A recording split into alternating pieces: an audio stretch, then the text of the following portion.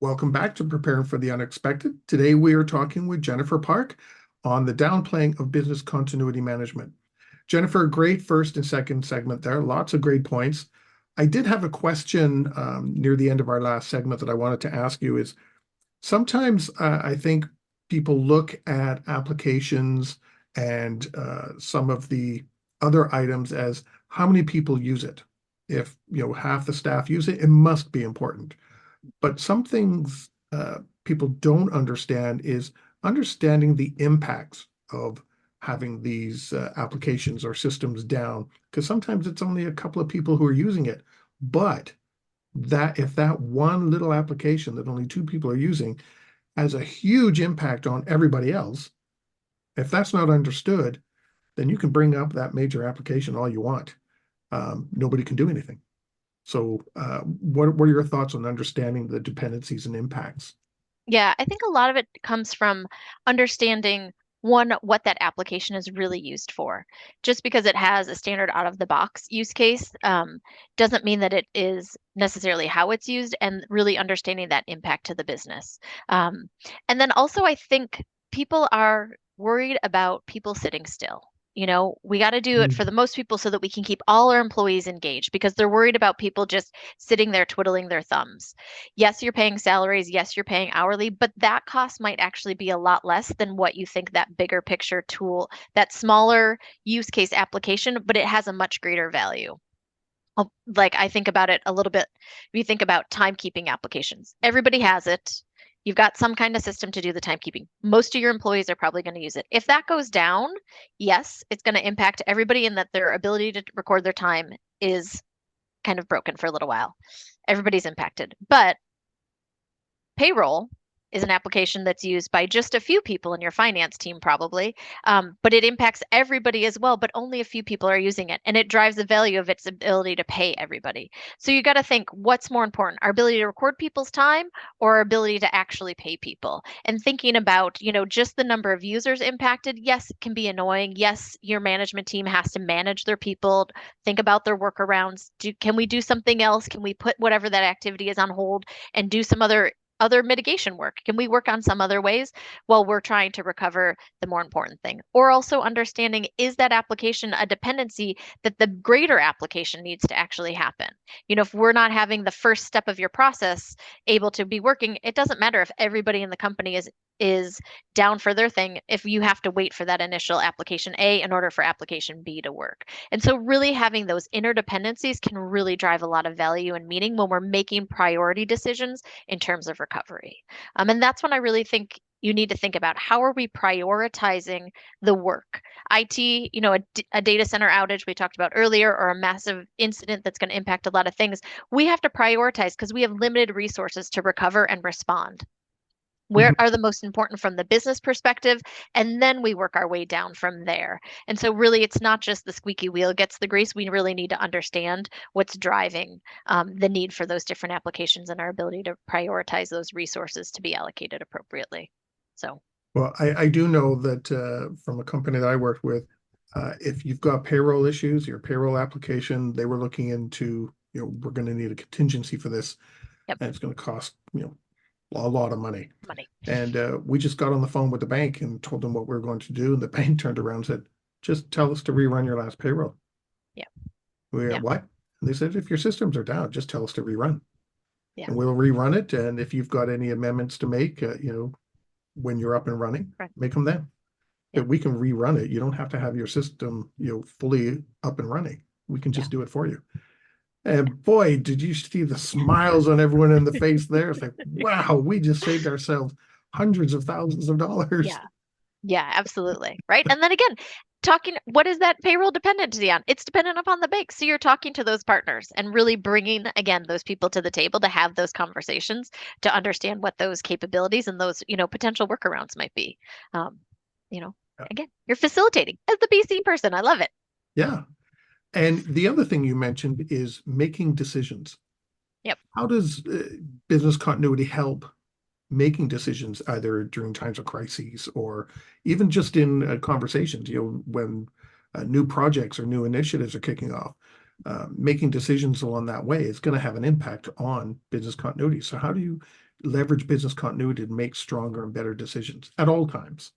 Yeah. So I think a lot about, again, it's how we're prioritizing our work. And to do that, to really be able to prioritize, you need to understand either a risk appetite of your leadership, what is acceptable from a company perspective, and then you can use that to filter things out. If you understand that, you know, let's just talk call centers. Again, we're a medical device, we do have call centers.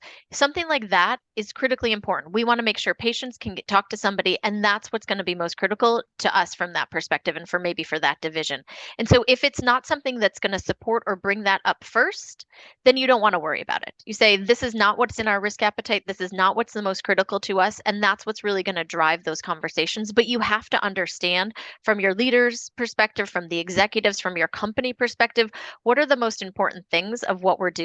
And then anything that doesn't support that, you can say, you know what, we're going to put it on hold for a little bit. Eventually, we're going to get to it for sure. We need to, bring back what we need to do. Because I always say it's time sensitivity. Eventually, you're going to do it because if you didn't, you probably would have efficiencyed that process out or that workflow out. But it's not the most critical at the time of a disaster. And really being able to understand by having those conversations with leaders, by having those conversations with your plan owners to understand what that risk tolerance is or what that appetite is, then you can make those adjustments accordingly. And you can also plan your BC plans around it.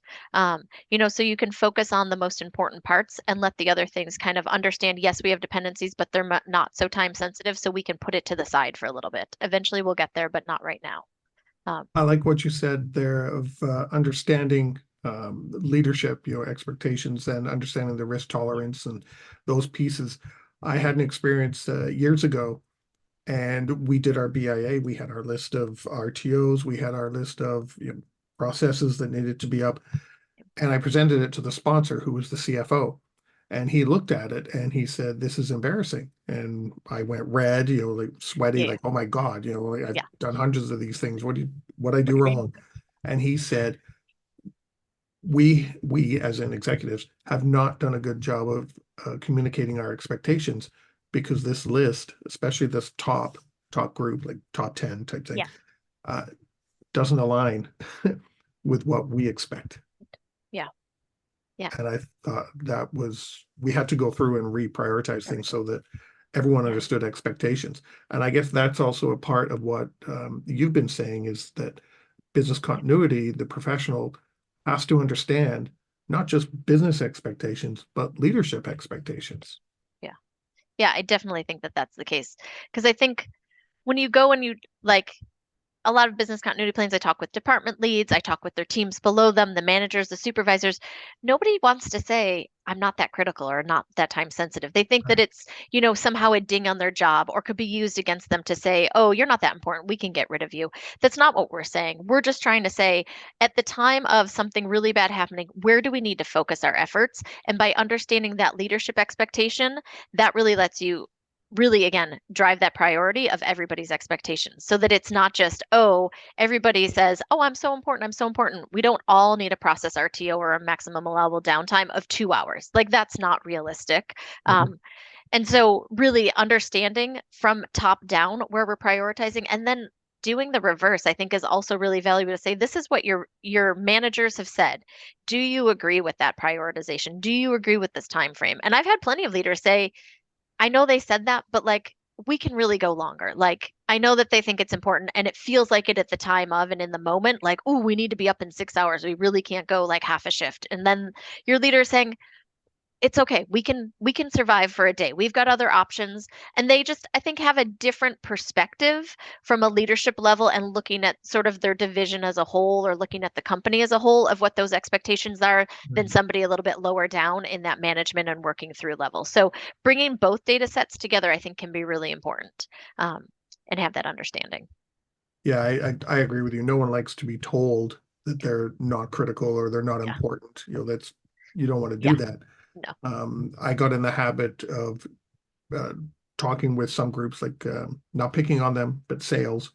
Saying, well, For sure. before you can do your sales, don't all these other items need to be up and running first? Oh yeah, yeah, yeah, they need to. Oh, so Yeah. maybe we should move these ones up Yeah. instead of telling them you should move down. Yeah. Yeah. And they bought into it Do it. that way. It's like, oh yeah, yeah, okay, that Yeah. makes sense. Yeah, So yeah, and that's what I like that idea too. Yeah, exactly, right? That's why I feel like I talk about time sensitivity. It's not that you're not important. We're just talking about how sensitive to time that you really need to be up and running and operational. And that I feel like sort of alleviates some of that pressure of being like not having to say, "Oh, I'm the most critical, the most important." No, I'm important. It's just at what point in time am I the most important? yeah, And that's how I kind of frame it with my business partners. we've only got about 3 minutes left. Perfect. Any tips for people that are out there struggling with their programs because their organizations downplay business continuity?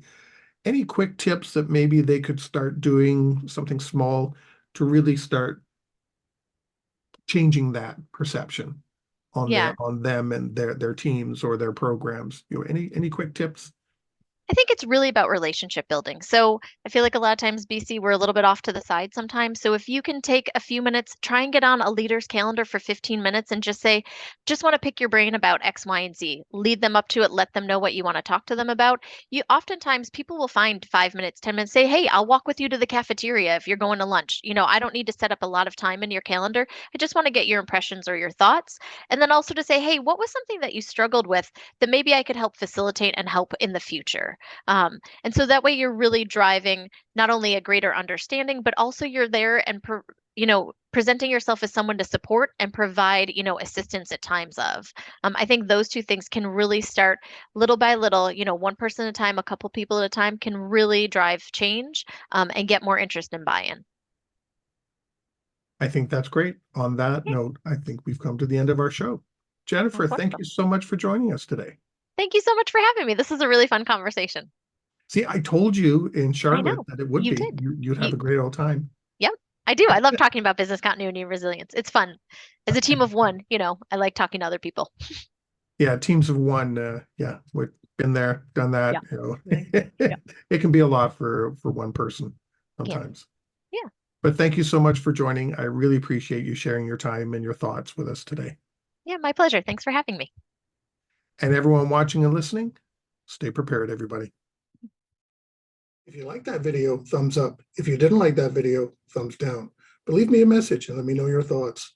Of course, don't forget to subscribe. And in the meantime, stay prepared, everybody.